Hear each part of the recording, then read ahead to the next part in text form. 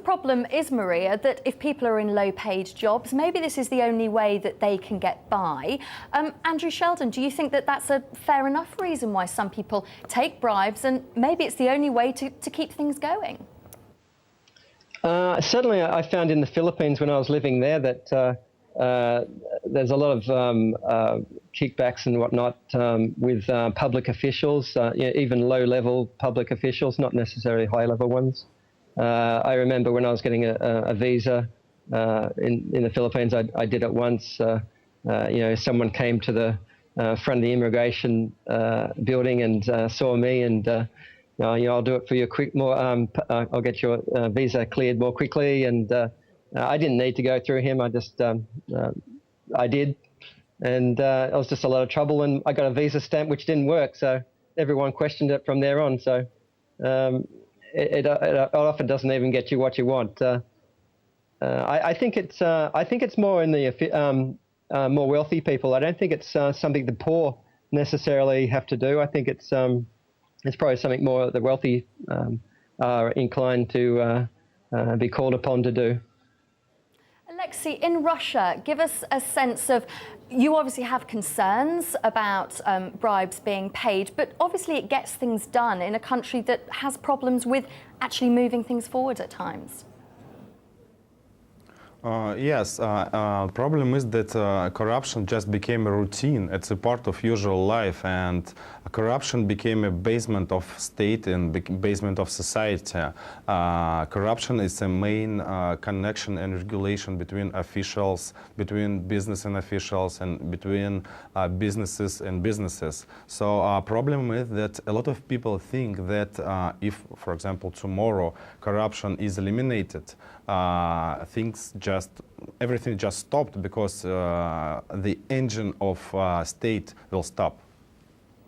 Well, Alexei, Maria and Andrew, let me read you some of the messages which are coming into us here at World Have Your Say. Dwight in the United States has posted on Facebook. He says, the people requesting bribes won't survive without them. The people paying bribes consider it part of the goods or service. It's up to leadership to change the situation.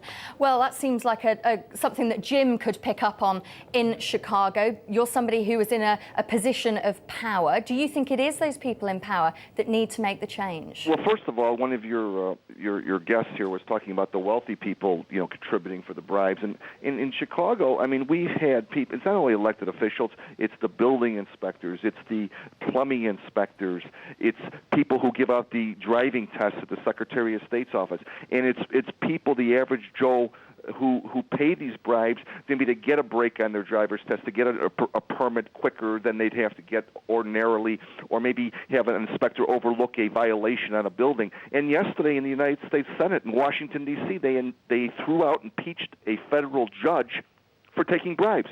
It's the 8th judge in the history of the United States got thrown out, and a federal judge for taking bribes. So it runs the whole gambit. It runs from little inspectors to elected officials to federal judges. And it covers wealthy people, poor people, people who look for a break, people who look to shortcut things and get things done quicker. It goes on and on and on, and it covers a wide range of people. Maria, in Kenya, I'm sure you're aware of this today, in one of the WikiLeaks cables, the US ambassador to Kenya actually said that he felt that the post-election violence from 2008 could become a lot worse unless rampant corruption in the ruling elite is tackled, his words. What do you expect your leaders, your government to do in a country that is suffering, obviously, from problems of corruption? Well, like I was talking about earlier, the first step the government has taken right now is that we have the Kenya Anti-Corruption Commission, but they have a lot to work through to get to the people that are involved, especially like with a crime like that for the post-election violence. There's a lot of work to be done, and those are the big people, but the other person in the US was saying, it starts from the grassroots people all the way up. So there's a lot of cleaning up to be done, but at least the government is starting to do something about it, which is a positive sign for all Kenyans. Alexei, back to you. I know that you're in the United States now, but you're a Russian journalist.